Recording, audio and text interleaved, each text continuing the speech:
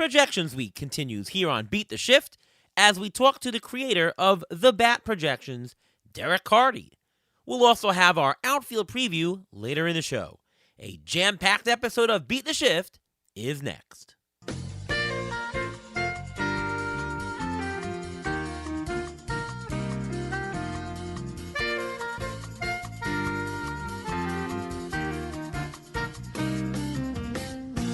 And welcome to another episode of the Beat the Shift podcast. I am your host, Ariel Cohen, and with me as always is Ruvain Guy. How are you, Ruvain? I'm doing great. How are you doing today? I'm doing fabulous. We missed you on the last episode we did with Jordan Rosenblum's Oopsie Guy. He did the projections. It was a good episode. It was in the morning because he lives across the pond in Ireland, so a little bit of an awkward time before work, but good to have you back. Thanks. I think I'd rather sit in traffic and listen to the podcast to talk about projections because that's not really my specialty, although I think the guest we have on tonight will be a specialist in this aspect. Oh, yeah, that's right. We've got a fantastic guest. You've heard him before on this show. He has a fantastic system. Actually, he placed first place in the recent Fantasy Pros Projection Accuracy Contest. He's the author of the Bat X Projections. Welcome, Derek Carty. What's going on, Derek? Not a whole lot. Thanks so much for having me on, guys. I appreciate it. Oh, you're very welcome. Always great to have you. And really, congrats on the accuracy. And, you had to unseat me. ATC 5 years in a row is number one, and suddenly Derek Carty. So I'm happy for you, man. Well, I appreciate it. I'm happy too. I certainly wasn't expecting that. Just kind of by the nature of how the world works, aggregates are usually going to be better than any individual piece of the aggregate. But I'm very, very happy that the Bat X was able to come out on top of the aggregates too this year. Yeah, so how do you think you did it this year? Was it just an extraordinary good year, or to be honest, I felt sort of lucky that really I won every year. I mean, I figured ATC would be great in the long term, so I'll win half the time or be really close, but every year. But I thought I was lucky. What do you think explains it? I mean, we talked about this privately when the results came out a little bit, and I think we have some theories, but it's hard to pinpoint any one thing. I will say, in general, like, aggregates are usually going to they're going to smooth out any edges on an individual projection system, and they're going to, on the whole, usually, improve accuracy a little bit. We don't like to think of one season as a small sample size, but in some ways it really is. And so eventually, you're just going to run into a season, I think, where a good system is going to wind up beating the aggregate. And that might be what just happened this year. The other explanation is that the Bat X is the best and everything else sucks. Yeah, pretty much. Or you probably got a whole bunch of women who play pickleball who got beat by Ariel voting. That may have done it also. Maybe. Yeah, you're right. Anything can happen any year. I will say, though, that, and you tell me if you agree, that switching to using ATC as the playing time instead of the Fangraphs depth charts, that's got to help, right? Yeah, that definitely helps, and I appreciate you letting me use that. So having ATC's playing time combined with the Bat X's, performance rate stats, I think that was definitely an upgrade. Absolutely. Well, congrats again on that. And what do you think is the best way to test projections accuracy? Because on Fantasy Pros, they do some kind of, mean squared error or looking at different variations. And it's a sound method. It's a statistical method. It's fine. For me, though, that the one fallacy in it is that it probably overweights some of the lower down guys. Like, who cares if they're more accurate on a guy who's worth negative $5? Who cares? Do you really care that the 300th ranked player is correct? I mean, it's more important to get the 50th guy right. But what do you think the best way to do it is? So I definitely don't think there's any best way. And I know you run your own version of this at Fangraphs every year, and I think the way you do it is really cool, where it's more tied to actual fantasy value of players. Right. I do think there's something to be said, though. Like, even if you're not necessarily drafting the 300th guy, when you're creating a projection system, the process of projecting that 300th guy is exactly the same as the process of projecting Juan Soto or Gunnar Henderson or Bobby Witt or whoever. And so the advantage of testing guys like that, even if they're not super fantasy relevant, is that you do get to expand your sample size.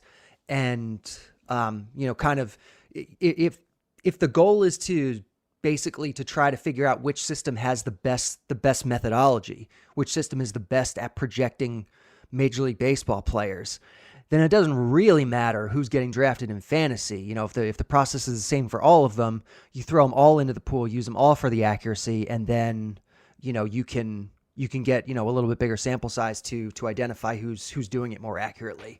Again, though, I don't think there's a right way. I think there are there are drawbacks and advantages of plenty of different methods. There's not like a right answer here. Sure. Well, Derek, how did you get involved in projections to begin with? I mean, I know you've been doing it for a couple of years now. We've seen you on TV a couple of times and with the bat and everything like that. But how did you start doing this? What got you going? I mean, I've been in the industry now for, I don't know how, but close to 20 years. Wow. And I started projections pretty early on.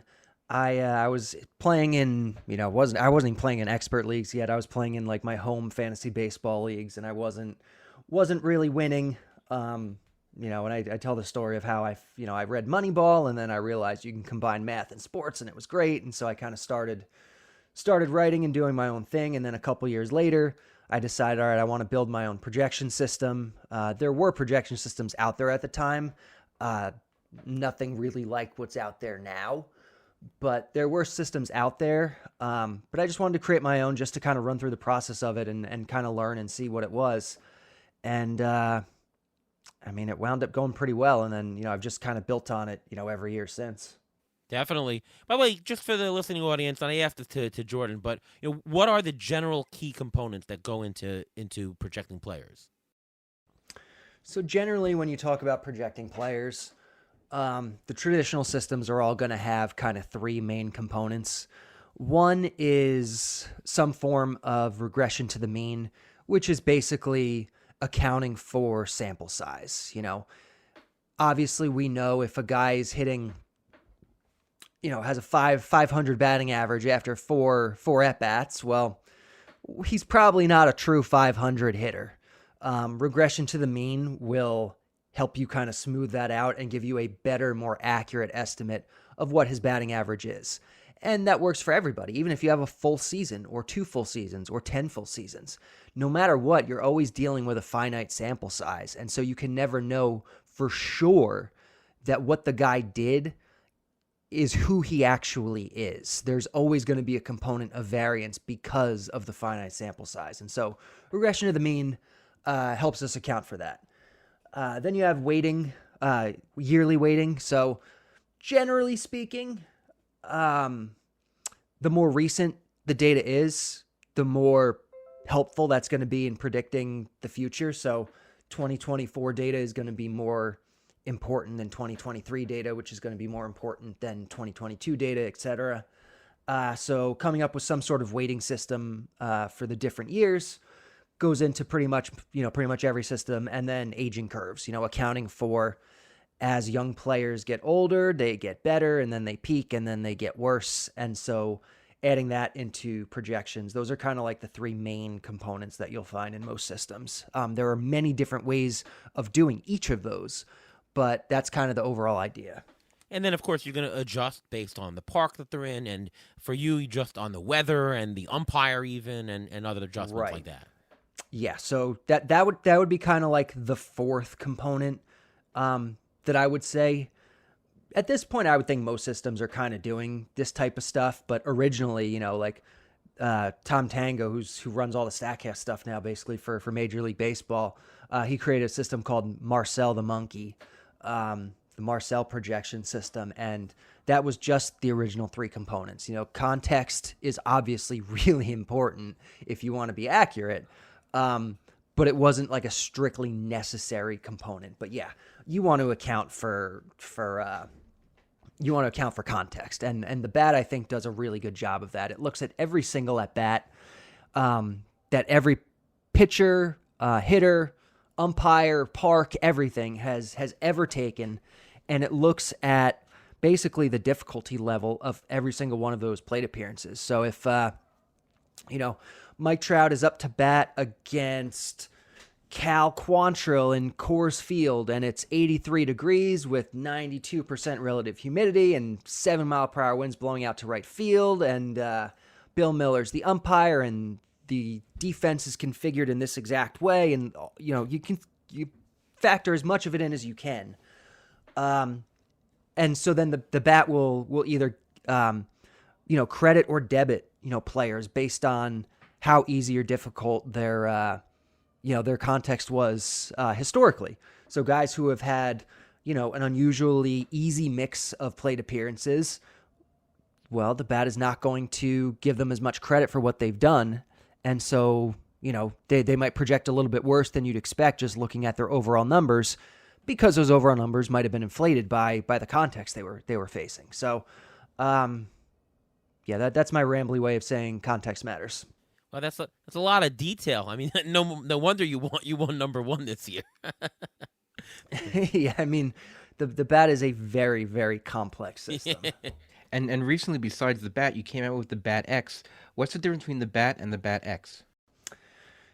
The general easy answer is that the Bat X is it takes the bat and then it layers on top of it some of the newer StatCast metrics, exit velocity, launch angle, sprint speed, kind of different variations of each of those, and yeah, so it kind of, the StatCast stuff is obviously like super valuable, but it doesn't tell you everything.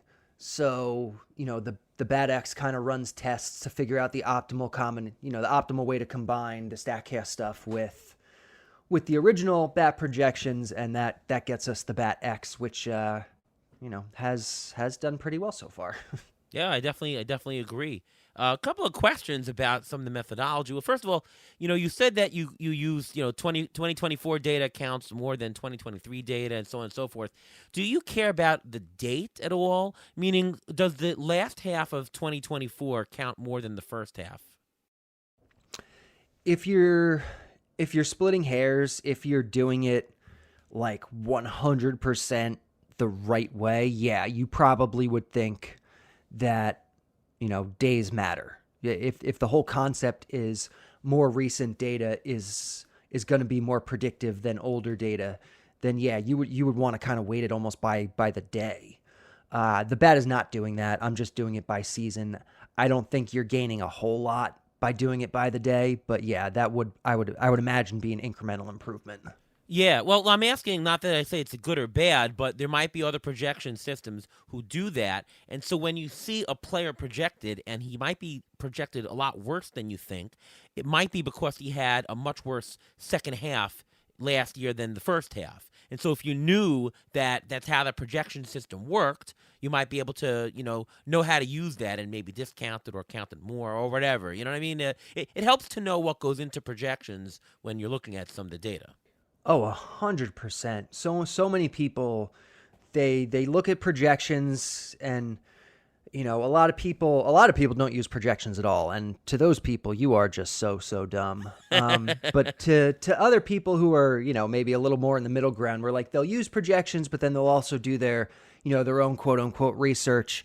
If that's what you're doing, it is imperative that you understand what goes into the projections that you're using, so that you're not double counting things. If the projection is already accounting for the exit velocity, it doesn't matter what your research tells you about his exit velocity, because it's already in the projection. You don't want to count it again.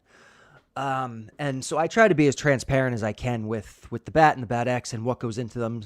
I'm always happy to answer any questions that people have to clarify what's in it and what's not, so that people can use it, most effectively. Right. What do you do, by the way, for, if you don't mind me asking, what do you do for runs and RBIs?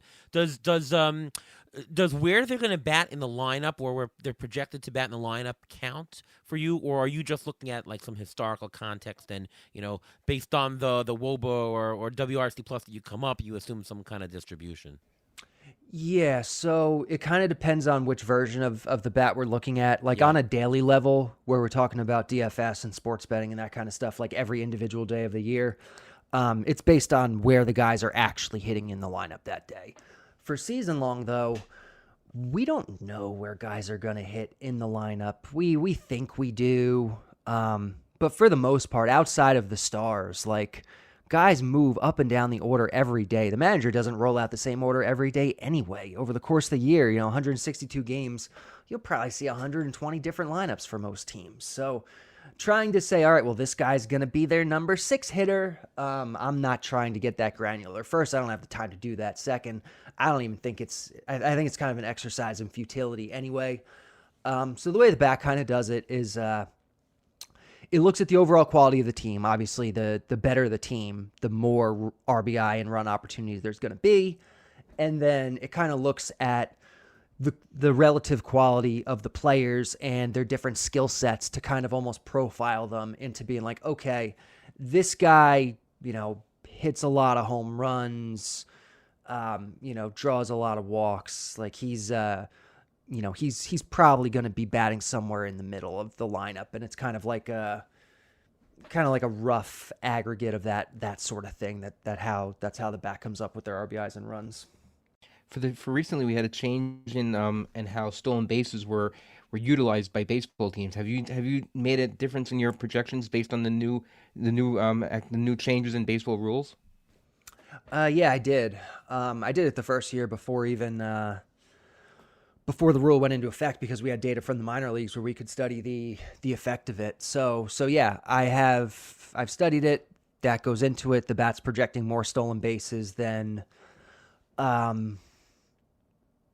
than it was previously. Obviously, the bat adjusts every year, to the run environment, and that goes for every individual stat. Stolen bases are one thing though that just like there's just not as much signal in them as you want there to be. It's also a manager decision. Like some organizations and managers might run more. Yeah.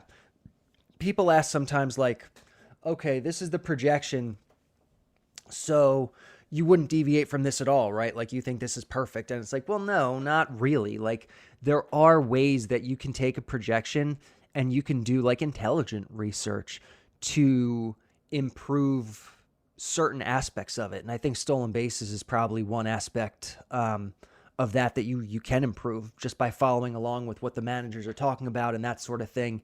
Even accounting for injuries. Like projection systems don't have a great don't do a great job of accounting for injuries. So I've gotten a few questions already this year since the bat's been out that Ronald Acuna is projected for a bunch of stolen bases, and people are like, well, do you trust that? And I mean, no, not really. Like, just kind of looking at it, like you'd think they're going to slow him down a little bit more on the bases because of the injury stuff. We don't know that for sure, and the projection system doesn't even know about the injury, basically. So yeah, there are definitely ways to, I think, improve the accuracy of the projections that you're using in certain areas where it's not just skill based. This guy can hit the ball really hard, so he's going to hit a lot of home runs. Your research isn't going to help you gain a whole lot extra over what the projection already knows. But something where it's not just purely skill-based, where it is kind of, a managerial decision or something like that, then yeah, you can definitely gain some value by doing it that way. All right, I have to ask this question because we had Jordan Rosenblum on about Oopsie. Now, the BATX projects Aaron Judge for 48 homers, which is a lot. The BAT actually has him even more at 51, which is kind of a lot.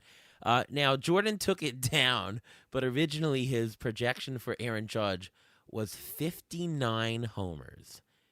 Do you have any comments as to how that could actually happen? Because I went over with him, and I was definitely respectful, and he was like, well, listen, over the last 700 plate appearances, he's hit the ball this hard, and his WOBA's been this, and yeah, no, that's his true talent. And I'm like, but that's like an upside, man. 59, like, what that's his expected. So half the time he's gonna break the record.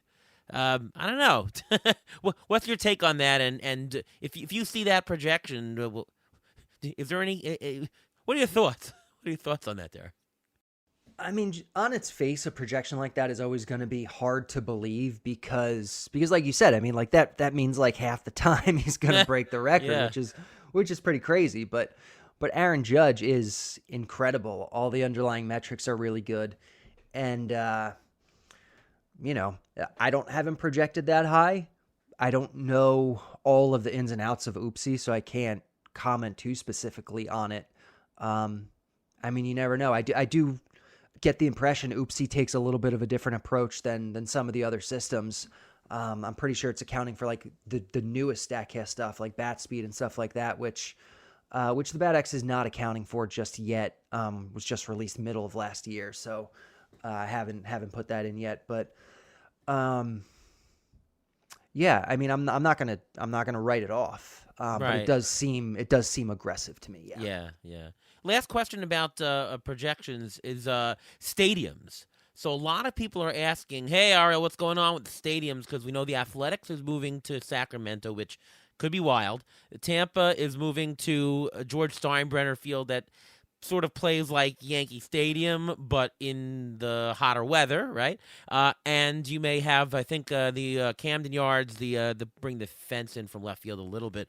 Maybe you could tell us a little bit about what you're seeing in those couple of parks and what we can expect the bat to look based on that. Yeah. So anytime you have a new park, you're never gonna like have a great idea of how it's gonna play. People will pretend like they know how it's gonna play, and I think some of the the narrative going around is that Sacramento is going to be this great hitters park and Tampa Bay is going to be like Yankee Stadium. We don't know. We really don't.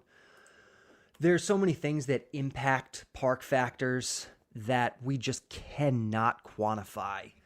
The way the wind interacts with each, individual aspect of the park, the groundskeeping, the ball mudding, the batter's eye, the just so many different things. What the Bat and the Bat X try to do is to look at the things that can be quantified and to come up with an estimate based off of those. So, the Bat X will look at, the fence distances, the fence height, how much fair ground, how much foul ground, the altitude of the park, all that kind of stuff.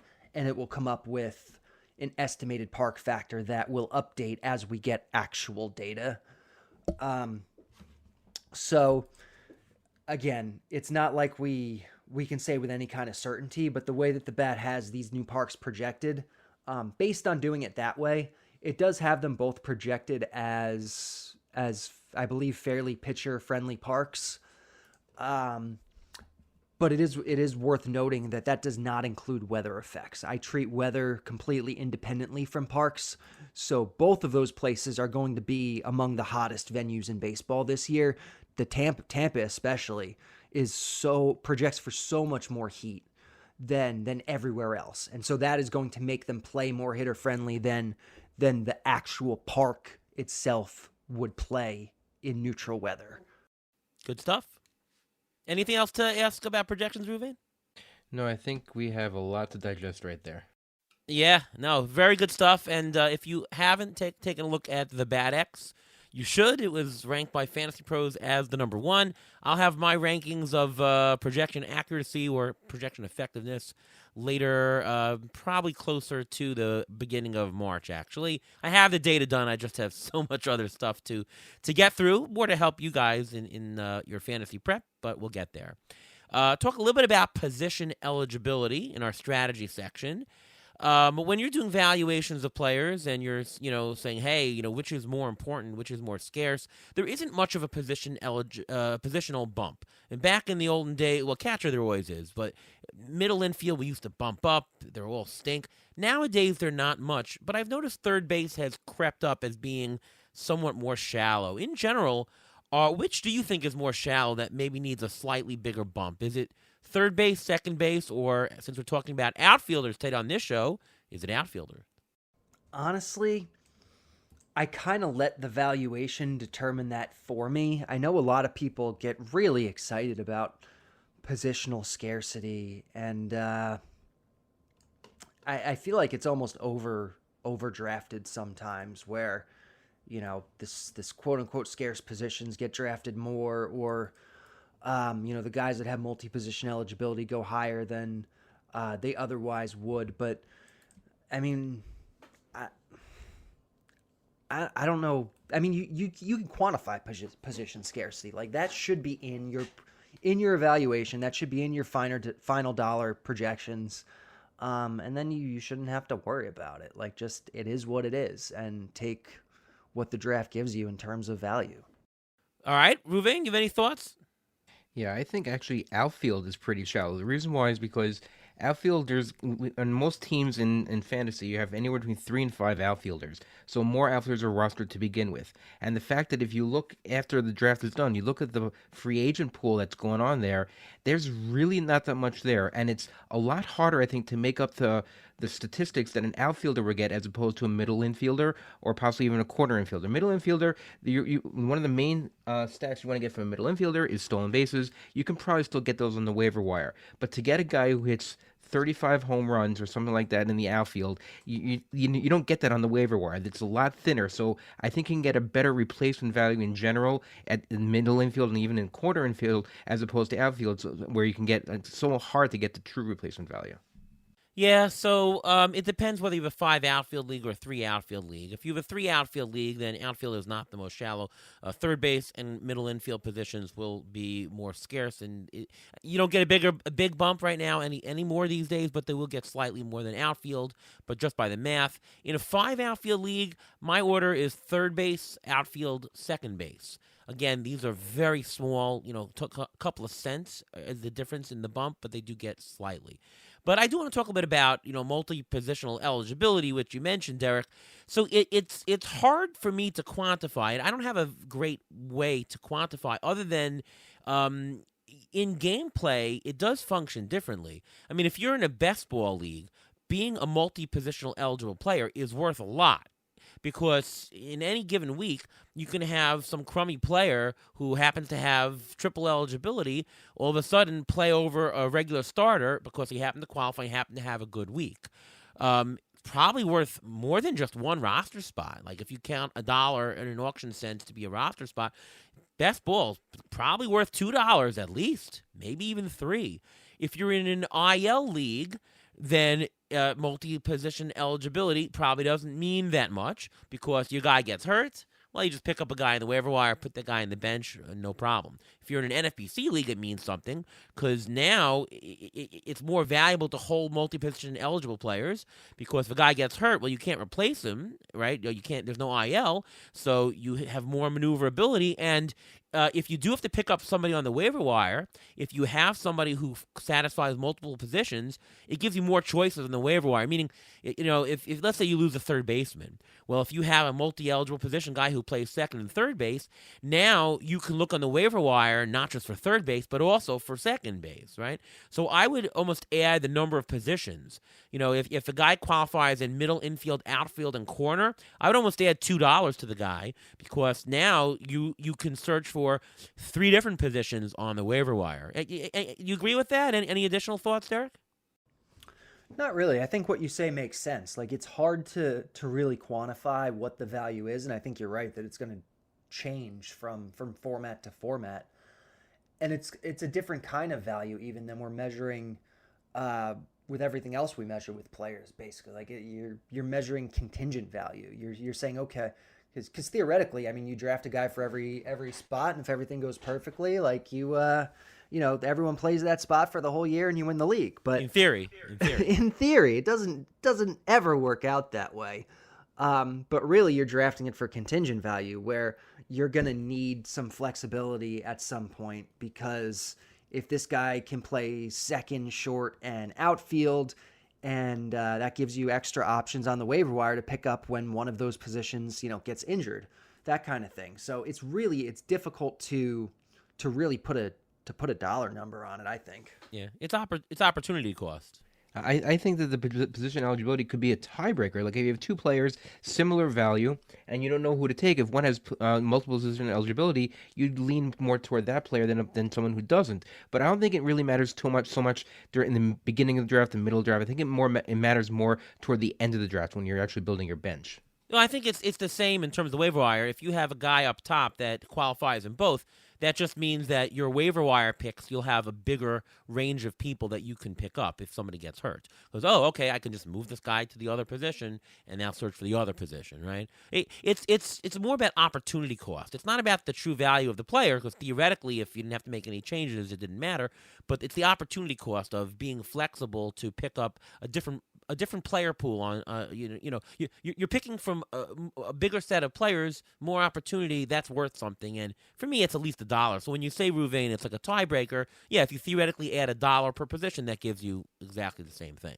Correct. Let's talk about outfielders. This is our outfield preview show. We always start at the top with what is our general view of the outfield player pool. Ruvain, we'll go to you first. What are you seeing this year in the outfield for fantasy? Well, I can break it up into almost three tiers.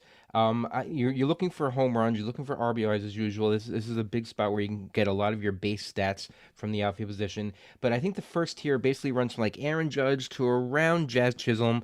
Then you have the second tier, which is a little bit riskier when you have Acuna to Lawrence Butler, where you don't know exactly what you're gonna get. And then you have a third tier and everything beyond that, where you go from Suzuki all the way to Tyler O'Neill, and then after that, there's a whole bunch of people who can be interchangeable. So I think it's a matter of what pool you want to play in and how you want to construct your team. Any thoughts, Derek? And are you keen on you have to get a top outfielder this year? I'm not keen on you have to get anything ever. The bat only released last week. I haven't had a ton of time to dive into individual player stuff. But just in general, you never have to get anything. What you have to get is value, and that's it. It doesn't really matter where it comes from. If the value happens to be in the top outfielders, and we think outfield's a little scarcer than usual this year, great. But your valuation method and your projections should already be accounting for that. And so if you're sacrificing $5 in projection just to get one of those great outfielders when you can take, a shortstop that projects $5 better, that's probably dumb. So I'll agree with some of that because, yes, it's all about value, and certainly I wouldn't trade a $5, extra outfielder to get a shortstop or whatnot. But you do have to make decisions as to if you have somebody who's very similarly valued. You got a $31 shortstop and a $31 outfielder. Which one is to take? Aside from the question of statistics, is there more steals or more homers? Because you might have a situation where, well, there's a lot of outfielders in a certain pocket, so I don't necessarily have to take the outfielder now. I can wait and then take the shortstop now because I'll get a similarly priced outfielder later, right? I think the player pool matters. Oh, absolutely. Yeah, that's a good point. If you think there's going to be a lot of value at one of those positions further down the board, then obviously it makes more sense to wait at that position than to try to get one earlier. Exactly. And we've discussed on the show that, there's always some good corner outfield bargains later, which means that you should not get all your corner infielders first, even though they could have the similar value, even $1 or two over, because you'll get a bigger discount later, right? So knowing the player pool does matter because, yes, it's all about value, but it's about extracting value in a game theory type of sense. And right. It's about maximizing value over the course of the entire draft or auction. It's not about maximizing the value on any individual pick just based on, the dollar values in a vacuum. Like you want to be thinking about the whole draft and how you can maximize your value at all your spots combined. Yes, exactly. I see the player pool this way. You have Judge, who's super elite, one guy at the top. There is then a huge clustering of guys who are about $30 worth. Again, I always talk in 15-team 5x5 just because we have to pick a standard, but there's about 7 players who are about $30. Then there's a gap, and there's about 5 players at $25, and then a little bit of a gap, and then nicely spread all the way down the line. So I would say to that, in that because you have if you play in 5 outfielder leagues, and there are some gaps here and there at the top, it is a good idea to get a top outfielder because you do see the gaps, right? And so then it's not just spread. You can't just pluck out any outfielder value. You don't have a $23 outfielder available, right? They're either in one bucket or another. So because there's less of a spread, you should get one of those top ones. And there's 5 of them. You're going to need to spread out. In an auction, not the case. In an auction, because you can pluck dollar values a little bit better, and you can get 2 of one and one, and 3 of $1 amount, and only 1 in the other. You don't have to be as constrained. You can go more heavy in the middle infield and then just pluck lighter outfielders. You can do that a little bit better. The one thing I will say that I do see this year, which we haven't seen the last 2 years or so, is that the very bottom of a 15-team player pool, the $1 outfielders are not great this year. And when I say not great, they don't have full playing time. You generally want to pick on your roster with your last couple of picks. You want to pick guys who are projected for full-time at-bats. You don't want platoon guys, strong-side platoon guys. You don't. So if you can avoid not having $1 outfielders this year, even in a 15-team league, that's a smart idea. In most years, I'll recommend you can get 1. Like, it's okay. Don't get 2, but get 1. I think this year you shouldn't. And if you're in a mono league, a deeper league, don't get any $1 or $2 players. Make your last pick in general 3, because then the drop off from playing time. So my overall point is the playing time is actually dropping off a little bit earlier than usual this year. Try to avoid the very, very bottom in an auction. Yeah, I think that sounds smart. Okay. Ruven, ask you this. Is there any particular stat that you need to get from the outfield position this year that hey, I got to walk away with one of this?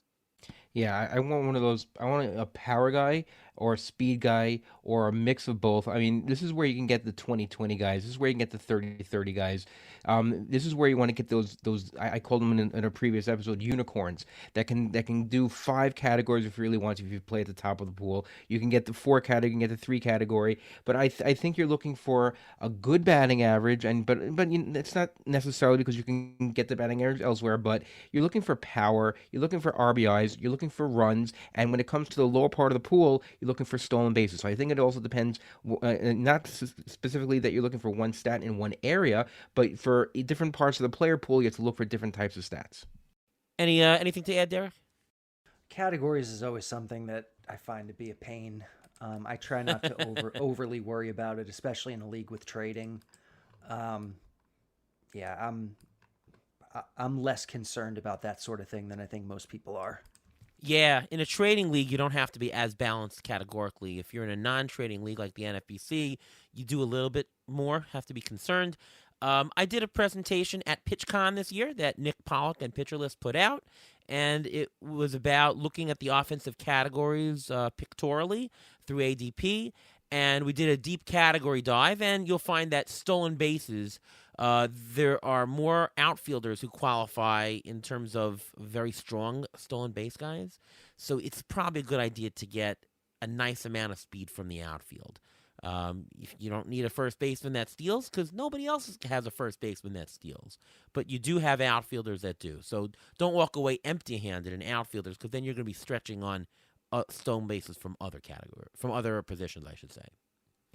All right, time for the ATC undervalued players. That's where we look at ATC's valuations compared to the market, and we see what potential players could be bargains. And we'll do a little bit of a deep dive. First player, Derek, is Anthony Santander, just signed with the Blue Jays. Do you think that he looks like to be a bargain according to ATC projections? He's about a $2.50 bargain, but at that level is noticeable. And I'll throw out an extra question to you is, what kind of park effect does he have going from Baltimore to Toronto as well? Yeah, so obviously Baltimore, the last whatever it's been 3 years, I think, since they moved the fences in, it has been a very difficult park for righties. For Santander, he's a switch hitter. Got to hit from the left side a good amount, so maybe not quite as affected by it as much as some other guys are. But yeah, we would definitely expect, I think, a park related boost for him. So the Bat likes him more than the Bat X, actually. And it's significant. I think that his batting average on the Bat is 244 versus the Bat X is 235 and about a ding of about 2 homers. I think ATC agrees maybe a little bit more with the Bat X in terms of power and splits the middle and the averages with a 240 average. So is it a StatCast thing why Santander, the Bat X, doesn't like as much?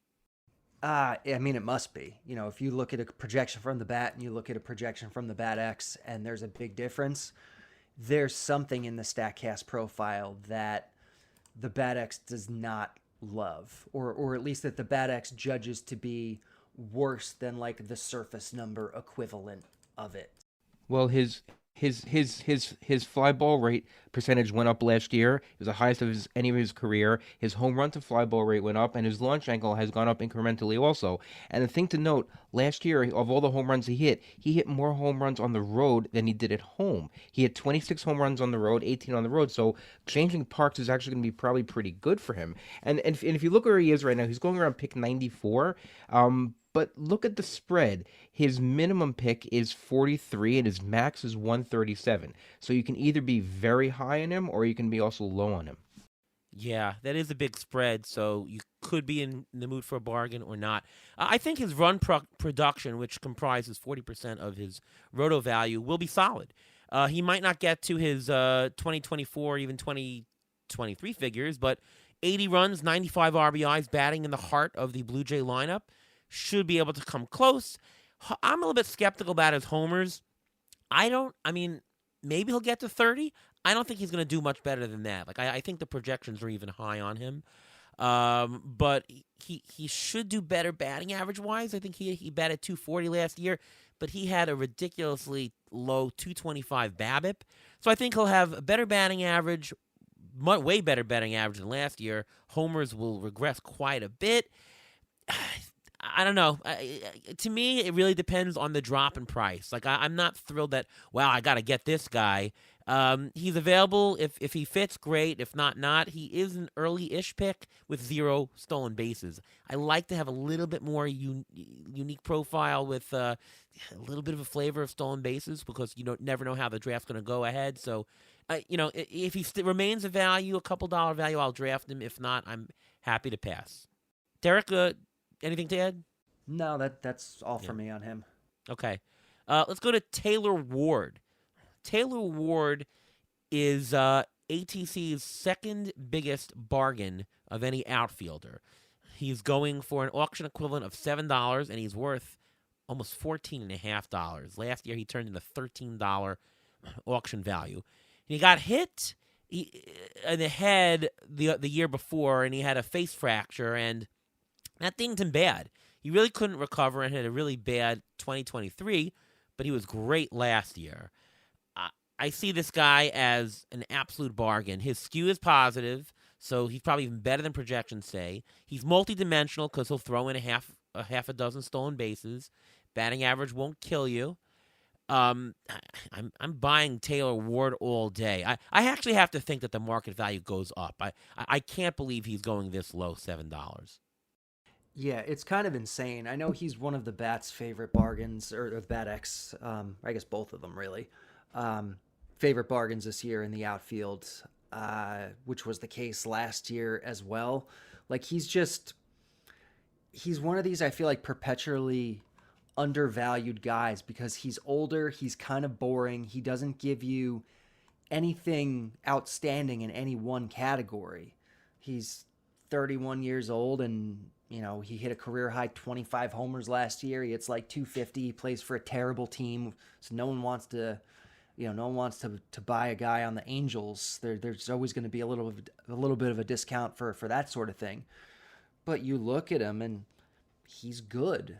He's not outstanding. He's not going to break out and be a first round value suddenly. But the skills are there, and the skills are consistent, and the StatCast stuff looks good. And like you said, he kind of contributes a little bit everywhere, and the value or the price is just too low. These are the types of guys that the market just tends to undervalue. People would rather take a shot on whatever dumb rookie is going in the 20th round this year at around the same time as Taylor Ward is, and hope that they get a first rounder out of it. And most likely they'll lose their league, instead of just locking in what is some really clear good value. Yeah. Are you concerned, Ruvain, with any of his checkered history, or is that literally just fluky stuff to you and you're good?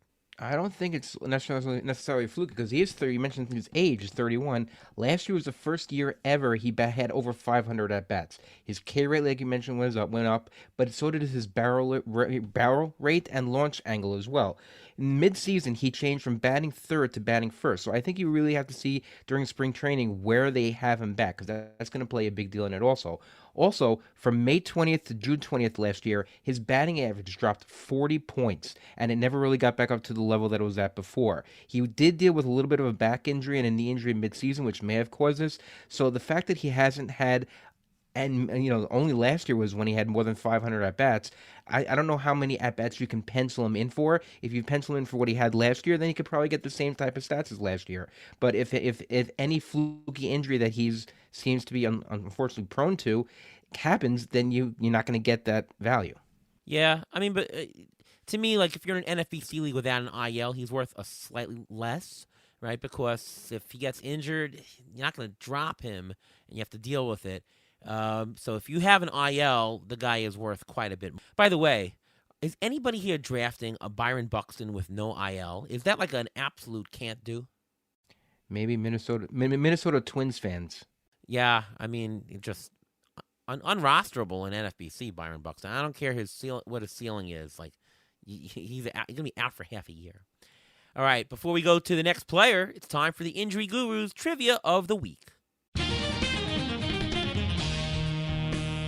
Now, one of the things we highlighted was playing time, and the next player who we're going to discuss is all about playing time. Last year, there were 4 players who played in all 162 games, and one of these 4, has not missed a game since May 1st, 2021.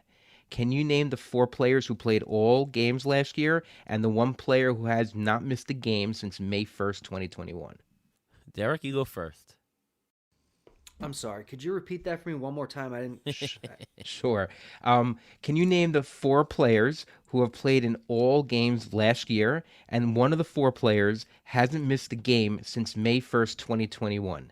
Who are those 4 players? I don't have a guess right now. I'll give you a hint. One of them is one we're about to talk about.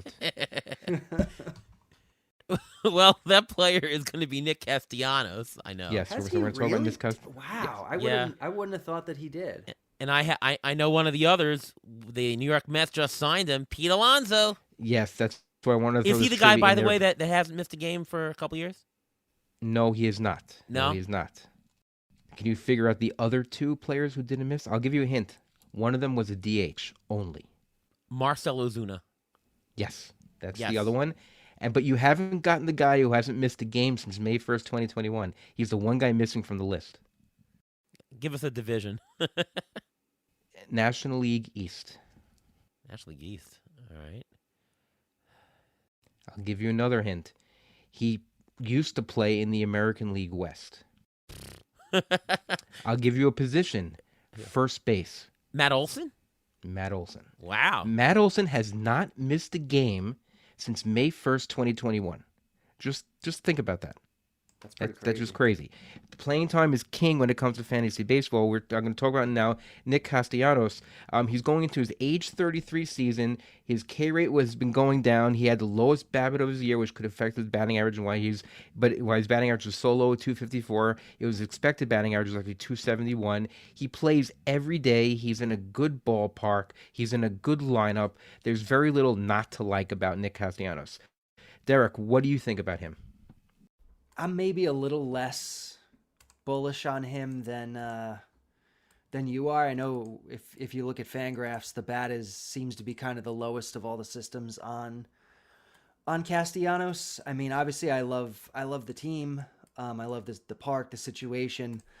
I do think we saw I mean, I think for a couple years now, but especially last year, we have been seeing some drop off in some of the StatCast skills. The Bauer rate was down, certain launch angle, cutting up launch angle, certain ways that are important was down. Some of the exit velocity stuff was down. Like this is a guy who used to be like near elite, and he just hasn't been that for a little while now. So if the price is right on him, like he is kind of one of these older, boring guys that you can get a value on sometimes. But I think there are going to be guys I probably prefer to him. I mean, to me, this is an RBI and run machine guy. He contributes a significant number of homers. He'll have, something low 20s. Batting average is passable. And he has a half a dozen steals, so he's a 4.3 dimensional player, so that's still pretty good. Projections are really tight. I know you're the low one, but projections are actually not. There's no huge range for this one. Yeah, it is a pretty tight range, actually, now that I'm looking. Yeah. This is a boring guy, and the discount, it's not as great as Taylor Ward, but it's still pretty good. We just did a draft, Ruvain, and we didn't get him on our team, but that's because we just, couldn't afford at that time that player. But that we saw, I was like, oh, God, that guy just got a huge bargain. So he's just there for the value is just way off. But we did get Anthony Santander and another couple guys from this list that we're going through. So just because we missed out on him can't get them all. doesn't mean you can't get them all, and doesn't mean you can miss out on bargains elsewhere. So just you have to be patient with it. That's all. Right. I'm good with Castellanos as a major bargain. You agree, Ruvain, right? Yes, I agree, and he's always been it seems like every year he seems a little bit undervalued, and you can always get something out of him, especially if he's going to play close to almost every game. He's worth it just with the playing time. Yeah, you made a big point with your trivia for the durability, and that means quite a lot. The name of the game is playing time, so there you go. Here comes the next guy, who is, I think, the biggest outfield bargain there is, Lourdes Gurriel. The Bat and the Bat X also agree that he is a huge bargain. He's going for an auction equivalent of $5, like almost a 16th round. The guy is over a $12 player. I bought him in my DC. The guy is categorically spread decently. He's a 4.1 dimensional player. He's not going to give you 20 homers again, I don't think, but he does give you, high teens, half a dozen steals, but he's going to bat in the middle of a very good Arizona lineup, and that's going to accumulate runs and RBIs. I think when people are playing Roto, they always just look at homers and stolen bases and don't ignore the fact that he's very productive there, and he's a good batting average guy. He batted .279 last year. Projections are showing something in the mid-270s. Gurriel is such a bargain for a guy who's been very consistent. He's going for $5, and he has upside to $15, which he's done multiple times in the past. It's a slam dunk for me. You agree, Derek? Oh, yeah, totally agree. I mean, you even just look at his projected stat line, and it's the same type of guy that we've kind of talked about already. Like, he's very much like Taylor Ward or a little bit like Castellanos, where, like, he doesn't excel in any one area, but he's going to give you a little bit of everything.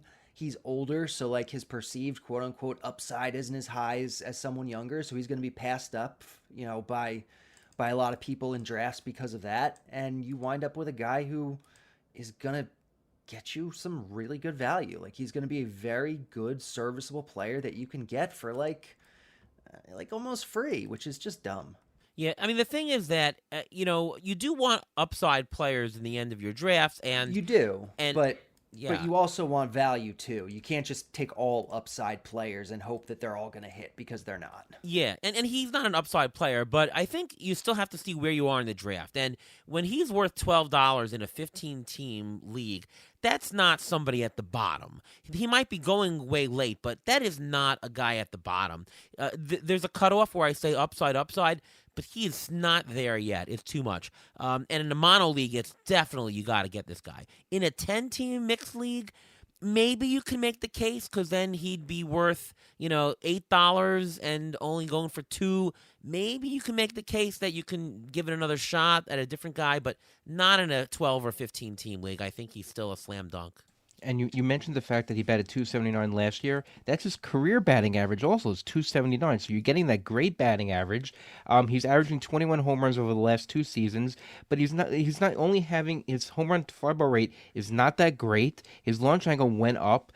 His batting average is higher on the road, and he hits more home runs at home. So if you're playing in a daily league, that's something to consider. But also, he spent the last 3 weeks in September with a calf. He was on the IL with a calf issue, so maybe that's why his value is a little bit depressed because you didn't get the full numbers, or maybe it may be his Smurf-like hair. I don't know what it is, but whatever it is, he's being undervalued. Yeah, and his contact rate, I mean, is humongous. He had an 82% contact rate last year. That's gonna, you're not gonna do badly with that. Next up is Lane Thomas. Lane Thomas was a different player on the Nationals and a different player on the Guardians. He had a total of 4 stolen bases on the Guardians, and he had the rest, the 28, on the Nationals. So him, I'm a little bit more perplexed, or at least it's a bigger question, because I don't know, the Guardians going to have him run. If not, that's a lot of his fantasy value zapped. And ATC's projection is for 24 stolen bases. I'm skeptical. So here's a spot where I don't exactly believe that. He's a small bargain according to ATC, so I'm not exactly sure whether I believe it all for that.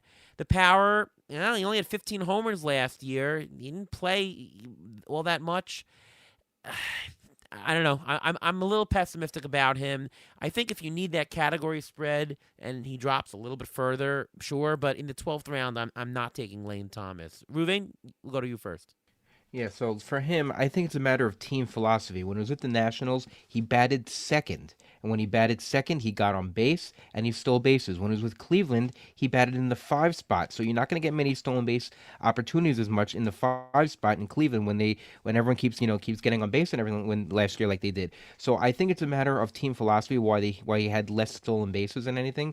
But it's again, this is like almost there are a ton of players. You want to see what they're going to do with them in spring training. Are they going to bat him too? Are they going to utilize his speed, or do you think there's a hidden power there? When he was batting fifth in the second half of the season, he batted 218. He was a real batting average risk toward the end of the season, and it was very hard to play him because you were playing him at the end of the year for stolen bases. He wasn't stealing. He was trying to hit. It seems like he was trying to hit for more power, and his batting average kept going down. So he was a guy. I had him on a team in GDD against you guys, and I actually was sitting him the second half of the season because he wasn't stealing. His batting average was going down, and I just saw there were better options. I had other better options that I didn't want that risk. So you mentioned the risk. It's all a matter of, I think, the team philosophy and what their philosophy for the Guardians is going to be going forward. Yeah, you got to watch him in spring training to see whether he's actually getting stolen base attempts. That'll tell you a lot.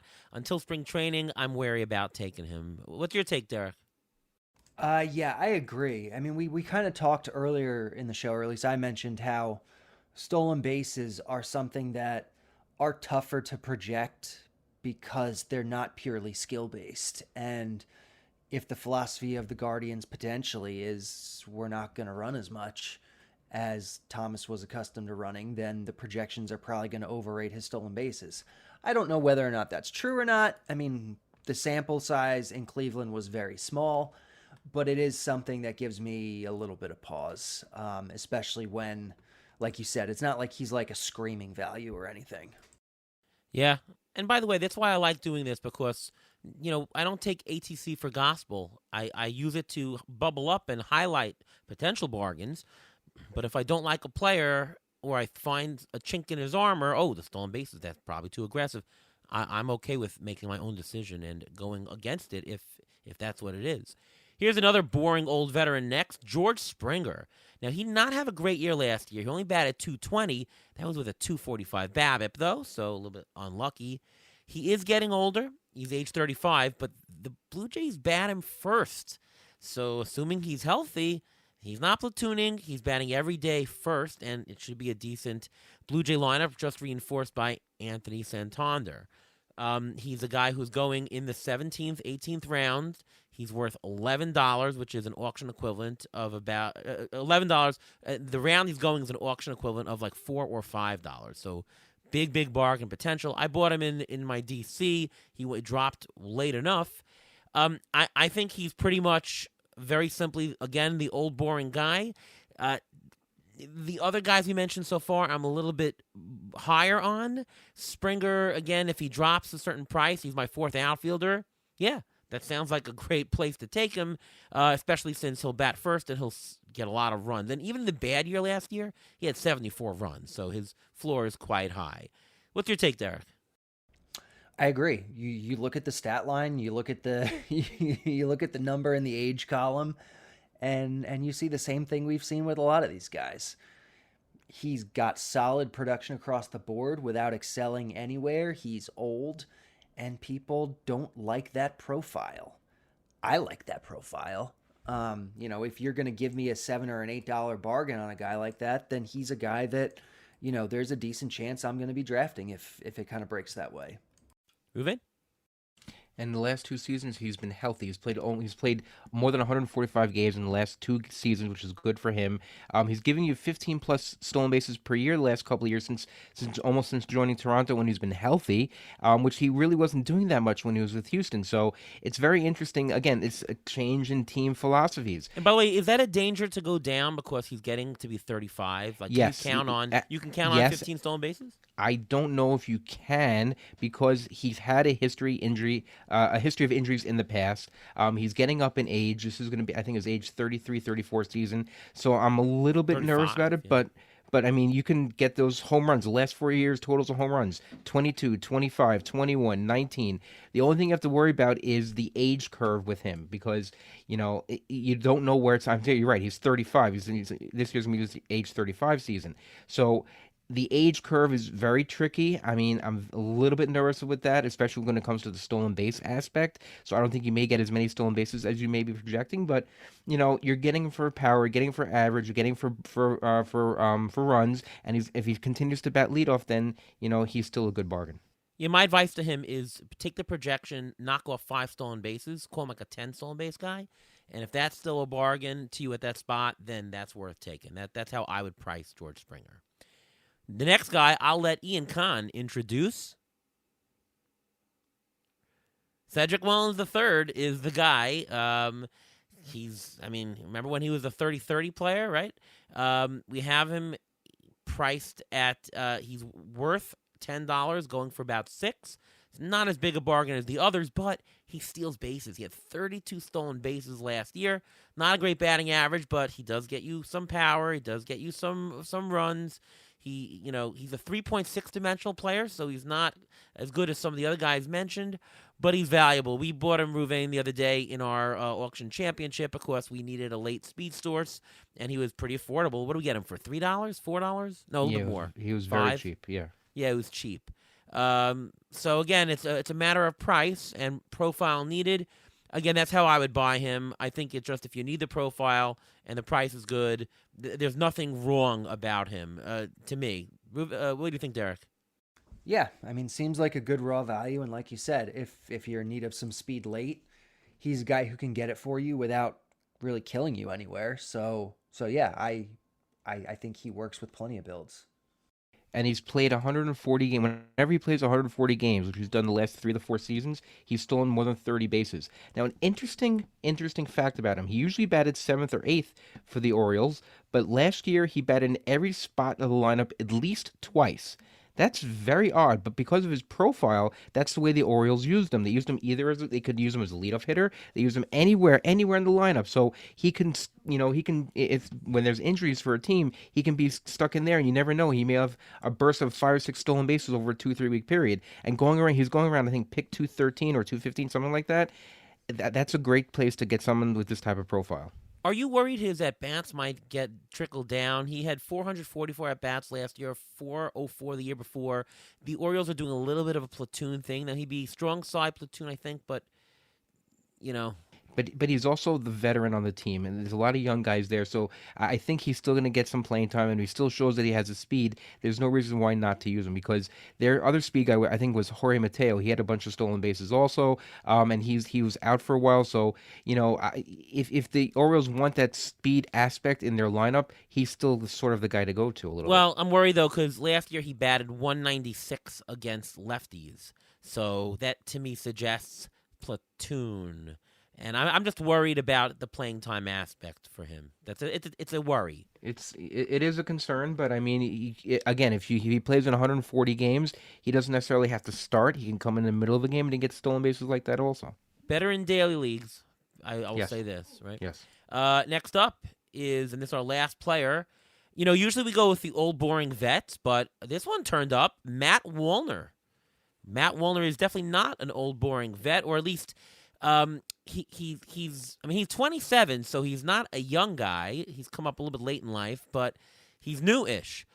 He's had a fantastic pace. I mean, in the first 250 at-bats in the majors, he's had like a 30 home run pace. That's pretty good. ATC has him to hit 24 homers. He should bat somewhere in the middle of that Twins lineup. I think he'll be a regular. So I think ATC's playing time of 441 at bats, I think it's low. I actually think that Matt Wallner's better than the projections will suggest, and it's enormous power available in round 19, 20 of your 15-team league drafts. If you want a guy with upside, this is the guy, and this is the right place to take it. I think Matt Wallner is a very interesting player. Derek? I think I'm less enthusiastic on Wallner than you are and than ATC is. For one thing, he plays for the Twins, and we know the Twins' philosophy is to try to get as much value out of platoon advantage stuff as they can. Matt Wallner was getting pinch hit for a ton last year. Which I think might even mean that his plate appearance projection is a little high. He's a lefty, so he will play, more days than not, but there will be days where he only gets 2 at-bats, and that's just what the Twins do. So getting 500, 550 plate appearances seems a little aggressive to me. And then I don't love the skill set, I think, as much as some other systems do. The power, for sure. Like, his StatCast stuff is fantastic. I love the power. But he strikes out a lot. The plate discipline really isn't great. And a lot of what he's done at the major league level so far has been propped up by really high, probably unsustainable BABIPs. Most of the projection systems do have him sustaining at least like a 320 or a 330 or 340 even. I think Zips has him for BABIP, but the Bat X is more like 300. Which, if that's the case, then he's a 220 hitter, and really he's contributing for you in home runs. Some days, a little bit in RBI, a little bit in run. He's killing you in average and steals. I think there's enough red flags with him where I'm not like going out of my way to get him. Interesting. So I hadn't looked very closely, but last year he batted against lefties 184. Against righties though, he batted 275. Yeah. So Yeah, but I'm going to agree with Derek here. I mean, his K rate, 36%. When he hit the ball, 47% of the time was in the air. He had a 22% home run to fly ball rate, and 53% of hitted batted balls were over 95 miles an hour. So when he hit it hard. The problem is platoon. And the Twins recently signed Harrison Bader, who is going to be the opposite side of the platoon. I'm not worried about Harrison Bader. Harrison Bader hits lefties, and Wallner doesn't hit lefties. That's going to be the platoon right there. I think that's going to be. Now, if Wallner wants to pitch, I did see him pitch against the Mets. He's got a great knuckleball. He pitched 1 in the 3rd innings with 2 hits and no runs, so he can. If they need a mop-up guy, that's great. But as a full-time batter, I don't see it. I think that the Twins signed Harrison Bader specifically to be the platoon with Matt Wallner. I'm looking at some of these BABIP projections for him, and I'm just trying to wrap my head around it. Like, guys that are extreme, high launch angle, high exit velocity, high strikeout guys. Usually lower BABIP, right? Yeah, they're not guys that hit for BABIP. He has average, slightly above average sprint speed. Like, he's not a guy that you would expect to have a high BABIP. He's going to hit a lot of balls in the air. He's not going to hit a ton of balls he's going to be beating out on the ground. I don't really get it. Two outcome player, strikeout, home run, two Yeah, outcome it looks player. like That's your what it is. BABIP is closer to like a 300. A regular. The bad X like a 300 is like a standard type BABIP. All the other projection systems have like a 320 or whatever. Yeah, Very odd, right? which is odd. I mean, Yeah. obviously, I'm on the island here, but you just look at who he is as a player and his profile, and But look at his history. Look at his minor league history. It's the BABIPs are there. yeah, It's well, we'll there. see, I guess. So I think there's more. I think there's more to him than you think. Yeah, By could the way, be. WRC plus against righty 171. I mean that's elite. There's enough goodness in him, and the upside is there. That I think when the price is right for $1 or $2 at the end of your draft in a 15-team league, I think it's something there to think. Because remember, if he stumbles into playing time, you've got a monster 35 homer guy waiting in your wings. And if he doesn't, then you're going to get what the bat is projecting, which, according to ATC, is a bargain. Like I don't think the risk is downward. Like he's not gonna lose all his at bats because he's When you batting say so good stumbles against- into playing time, like what would that look like to you? Byron Buxton goes down. Okay. That Yes, can't happen, right? Yes, but I mean, he's still not hitting well against lefties, and that's how much patience are the Twins going to have with him to do that? That's the issue. Right. I think a team like the Twins, like there's no upside for him to play every day, like zero. No matter who gets hurt, like it's just not going to happen. They'll find somebody else who's opposite-handed who will play the other side of it. I mean, Harrison's WRC plus last year was 85. Matt Wallner has a little bit higher, even from the left side, had a little bit higher than that. So at some point, Bader is going to tune out, and you're going to be like, can't play Bader.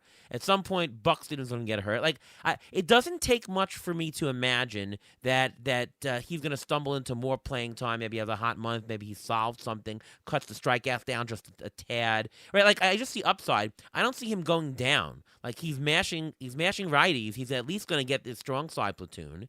So to me, the ATC projection of 24 is, I'm going to say, closer to his floor than his ceiling, which means that his projection. And I would light. argue the opposite because I don't think no matter how much he improves, no matter how good he hits, I don't see his playing time going up based on that.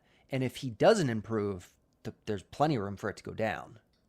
And the Twins farm system for outfielders isn't that great either, so they don't really have many other great options besides him. So they may give him a shot anyway. That's the All right. counterpoint to that. The Bad X's projection for homers is 23 and ATC is 24. Derek, $1 bet. I'll take the over on 23.5. What say you? Dollar bet. You're going very rich there. Sure, Ariel. I mean, we have it projected the same. I think I would lean towards the over myself, but well, actually, no, never mind. I'd lean towards the under just Okay. because of the playing time stuff. Book it. Dollar bet. 23.5. Dollar bet. All ATC right. takes the. I take the over. Derek Carty takes the under. You heard it here on Beat the Shift. All right, good stuff. Anybody else to mention in the outfield, Derek, that we may have missed or you might have an eye on? Again, haven't dug super deep into like individual players yet. I mean, guys kind of in that same mold as the ones we've talked about that I think are kind of going in like, the same type of range, Jorge Soler, Heliot Ramos, those types of guys. Just kind of the older, especially Soler, the older, boring veteran types that people are just kind of overlooking. Ruvain, anybody else to add? Yeah, end game people like Brandon Marsh, who will get playing time in the Phillies. He can steal. He has some power, and he's got that great, sweaty hair. You have to go by that. Also, people with great hair you have to follow, I guess. And also, Is great the word we're gonna use? Unique. How about unique? Unique. I mean, I mentioned Gurriel's Smurf hair, so I guess we're going with a hair theme here. I don't know. And also a guy like who was the guy? I just had him right here. Matt Vierling. Matt Vierling, he came out of almost nowhere last year. He was with the Phillies before, and when he batted leadoff, he got on base and he got a whole bunch of runs. If that lineup in Detroit is good, Matt Vierling is a guy you can think about and just plug in there. And plus, he's dual eligibility. He could play third, he can play outfield, and he's going really cheap toward the end of the draft for outfield. Yeah, I just had a decision in the DC. It was Marsh or Vierling. I took Vierling because it's a DC has position eligibility, and I just looked at the playing time. I'm like, Marsh could platoon. Vierling, he's gonna get regular bats. I mean, they bat him third, even in the playoffs. That guy's not losing, and he can play anywhere. So I think And Vierling he is a batted good leadoff a choice. lot too. He batted leadoff a lot last year. Yeah, he's gonna get the runs this year. So yeah, Vierling I think is a good one that also to mention. All right, Ruvain, injury update for outfielders. What say you? Okay, we'll start with Evan Carter. Evan Carter, according to the Rangers, has no longer have any restrictions on what he can do on the field or in the weight room. He had a slow start to begin last year, then had a stress reaction in his back in May. He was eventually shut down after multiple attempts to try to ramp up, so he should have no restrictions. So watch out for him. We'll see how he handles spring training. Christian Yelich, Brewers manager Pat Murphy said recently, actually this was yesterday, that the Brewers don't expect Yelich to be 100% by the start of spring training, which is interesting. He had surgery, had the microdiscectomy done in August, so just be aware of that when it comes to his availability and even when it comes to his possible stolen base output. If he's having low back issues still, that's something to watch for. Adolis Garcia missed a bunch of time and was dealing with a knee issue. And I don't know, he didn't miss a bunch of time, but he missed some time with a knee issue with a left patella tendon injury. He did 8 weeks of rehab after the season, but he's on a normal progression now, and he should have no issues when the season starts. Jung Ho Lee, who had surgery for a torn labrum after he dislocated his shoulder running into the wall, Giants manager said that he should have no restrictions going into spring training. So if you want an upside guy, maybe a little bit for stolen bases, who may be flying under the radar this year, who people were thinking about possibly getting last year, that's a guy to look for. Brandon Nimmo should be ready for opening day, but he's still battling the plantar fasciitis in his left foot. He's able to jog, but he a little bit, and he's still working the batting cages. But this is something to watch for because he doesn't usually play in the beginning of spring training, so he's something to watch for to see if he's going to be ready for opening day. And two guys a little bit lower down, Dalton Varsho could miss the opening day. He's still coming back from a shoulder surgery from his right shoulder from last September. They don't know if he'll be ready 100% for when the season starts. And I have to mention another Met because I'm just going through Mets things because Alonso signed. Tyrone Taylor had two surgeries last year. At the end of last year, he had a hernia surgery and surgery to remove loose bodies in his right elbow, which is kind of interesting because he did throw someone out at the plate in the playoffs last year with loose bodies in his right elbow, which is interesting. The rehab didn't really upset his workout routine too much, and he should be ready to go to start spring training. My son's favorite player in the Mets, by the way, is Tyrone Taylor. TT. Really? Yeah, he loves him. All right. By the way, you guys remember the old ESPN fantasy baseball show with I'm talking about with like Matthew Berry and Nate Ravitz. Listeners used to do like the board bets. Like, okay, let's put up the board bet. So if anybody's listening to this show and wants to do it and wants to come up with a website of a board bet, beat this shift board bet, please do so. That would be a lot of fun. Let me know about it. All right, Derek, this is really fantastic to get your insight on things. Obviously, Derek, one of the smartest guys in the industry. Thanks so much for coming on the show. Why don't you tell us what's going on, where we can get your stuff, get the bat, and all things Derek Carty.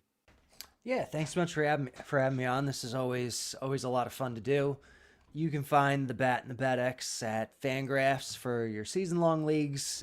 During the season for daily fantasy, you can find it at Roto Grinders for sports betting, at EV Analytics, and it's been pretty good, especially if you're doing the DFS or betting during the season. Definitely look into it because I do shows and it's been a good stretch of years, which I guess the same is true for season long. Absolutely, and we definitely missed you live in Arizona. We usually have you there. You weren't there this year, so definitely missed you. Maybe next time. Yeah. I wasn't able to make it out last year, but definitely planning to for the next one. And Ruvain, we also missed you. It was me. We did it with Chris Towers and Sarah Sanchez this year. We missed both of you at Arizona. Yeah. Extenuating circumstances. That's what happens sometimes. All right, Ruvain, what's going on with you? Well, you can follow me on Twitter, X, at MLB Injury Guru, where I tweet out injury updates, pictures and captures reported in about a week or so, a little more than a week. So these injury updates are going to come more often. You can also catch my weekly in-season article on Rotoballer discussing all the injuries and the next man up. All right, I'm Ariel Cohen. You can see my work over at Fangraphs and over at Rotoballer. I've got an article out about the ATC volatility metrics. Check it out. It just hit on Fangraphs. And you can check the ATC projections on a bunch of sites this year, including Fangraphs and RotoWire, Rotoballer, and we'll be announcing a couple of other things the next coming weeks. So very excited about this year.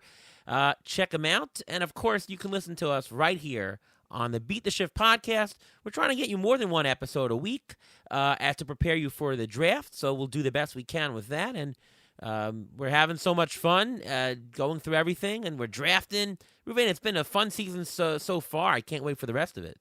Yeah, it's fun. And if you look at our roster of our team, it's very similar to all the players that we're actually discussing on the podcast. So if you're following the podcast, please don't be in a league with us. Unfortunately, I think there are. I don't know if you call it unfortunate, but definitely it's not good for us. But we preach what we teach. You know, we don't tell you one thing and do another. We're doing what we tell you, and that's always our philosophy to help the fantasy community. All right, once again, thank you so much to Derek Carty for coming on today's show, and from all of us here at Beat the Shift. We'll see you next time.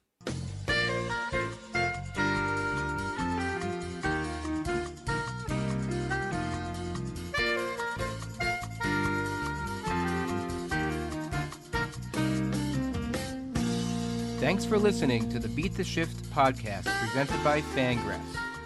Follow us on Twitter at beat_shift_pod.